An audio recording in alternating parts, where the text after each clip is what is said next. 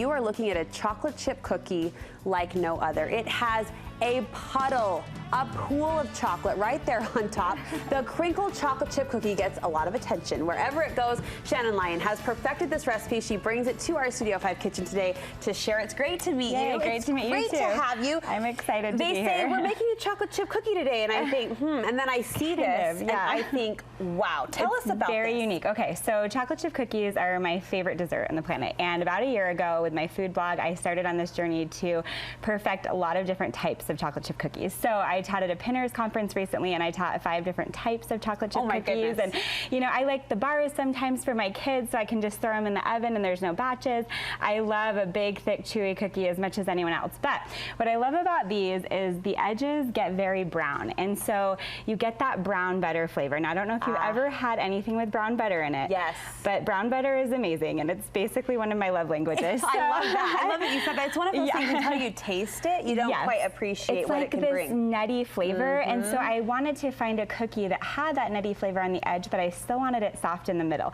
So I went through dozens of recipes. You can see on my Insta stories, one of them just was like this pool on the whole tray, and it did not work out, and my husband still ate it, but these ones turned out a lot better. So this is kind of the recipe that I've been teaching now. So. I love people like you that set out with a mission, like I am going to perfect this, and now the rest of us get to benefit. So exactly. You said the quality of dough is key. Yes, okay, so in this dough, I'm not sure if you guys can see in here, but it's very, I don't want to say runny, it's like very smooth compared to most cookie dough, and you want to know why? Because there's a lot of butter in it. Butter.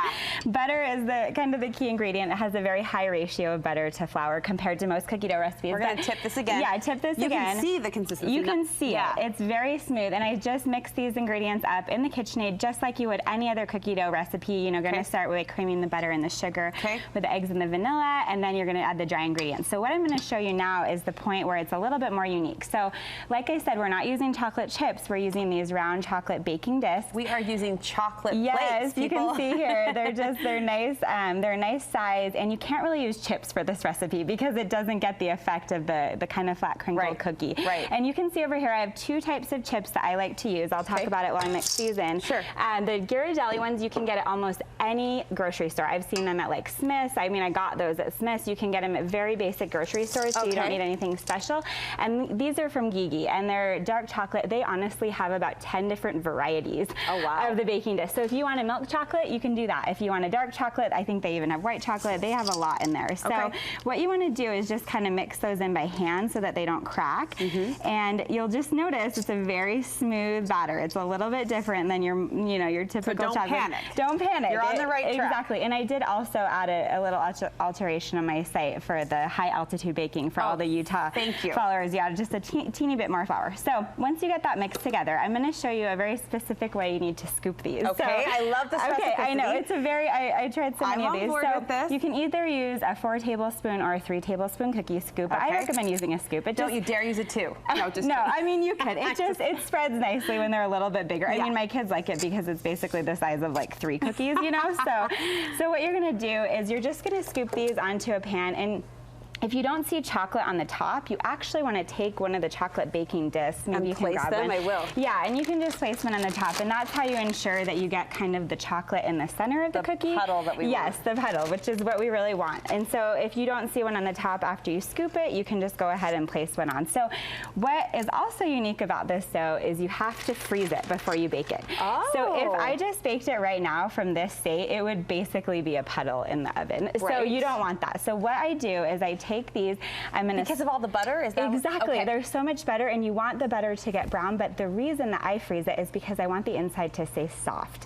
And if you don't freeze it, the whole cookie turns brown. And I've tried this. There's some recipes going around the internet where they're kind of like buzz cookies to do them big and flat like this, and I've tried it. If you don't freeze it, it ends up all brown. So these aren't to bake because they would mold together. This is to freeze. These are to freeze. So what I would just do after you make your dough, just scoop it out onto, I like to use these little ones for the freezer just because they fit it so much easier in the freezer. Yeah, if your freezer looks like mine, yeah, that's all the exactly. space you have. You don't have room for a huge cookie sheet. Yeah. So over here I have some that are already frozen. Okay. So this is the dough, and you can freeze it just for 25 minutes, or you can do it overnight, which is another reason I like this recipe, because you can prepare this the day before, and then right before people are coming over, you know, you can get your dough out of the freezer.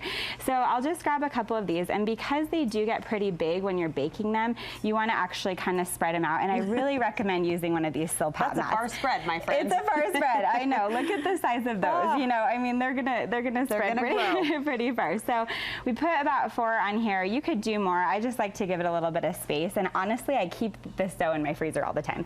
So I'm like, oh, people are coming over. I'll just make like 6 or 7. Genius. Yeah. So anyway, so these then will go into a 375-degree oven, which is a very hot oven. That's nice and hot. Very hot. We've got some going. We got some going. So I'm going to show you the technique. This is how you get the crinkle on these cookies. So I'll take it out for you. Ooh. Okay. So you guys can see here on the camera. So once you start to get to the point where there's a ball in the center and the edges of the cookie have come out, you're going to drop it. I was not prepared for that. So that's how you'll start to see the crinkle forming now. So I'm going to put them back in. You'll do this for 5 minutes, where you go in the oven for a minute.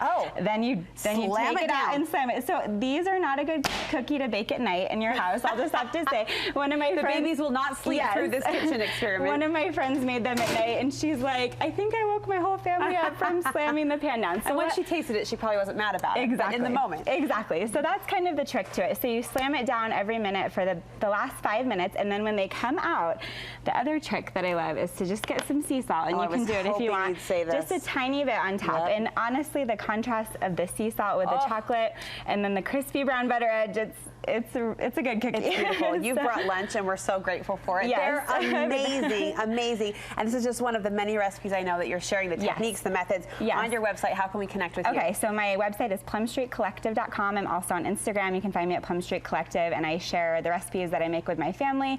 Like I said, some of my recipe fails also are on there. We appreciate that too. Just some different things about our life and my business. So. Appropriately, your blog based out of Texas, where bigger is better. Exactly. All right? Exactly. Bigger is better. Proves. It was so wonderful to have you in our kitchen. Thank you so much. We'll link you over to Shannon's website from ours, studio5.ksl.com. She's also graciously shared her Crinkle chocolate chip cookie with us there on the recipe page, so it's all there at your fingertips. I can't wait to dig in. I can't wait to try. They look fantastic. They smell great too.